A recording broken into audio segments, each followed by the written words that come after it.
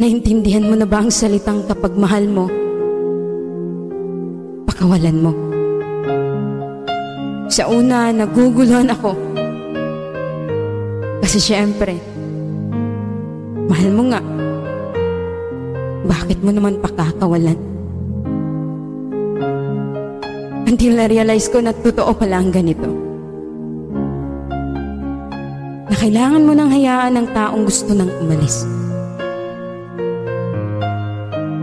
Kailangan mo nang pakawalan ang taong minahal mo ng totoo.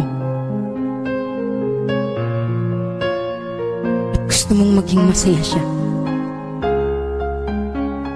Kahit hindi na ikaw ang dahilan sa ngiti niya. At yan ang pinakamasakit sa pagbitaw mo sa kanya. Sa relasyon, hindi lahat ng bumitaw ay hindi na mahal. Minsan bumitaw tayo kasi kailangan nating pakawalan. Yung ikaw na lang ang lumalaban.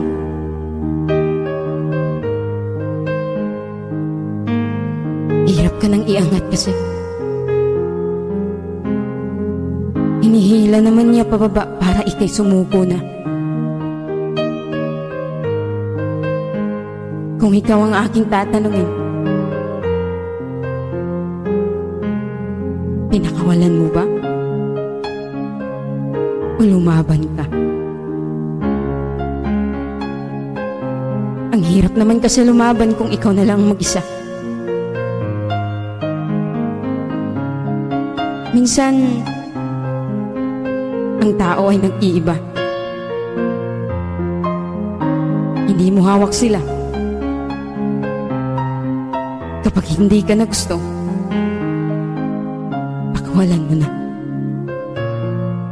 Kahit masakit, kahit alam mong ikaw ang masasaktan, at siya ay sasaya pag bitaw mo sa kanya.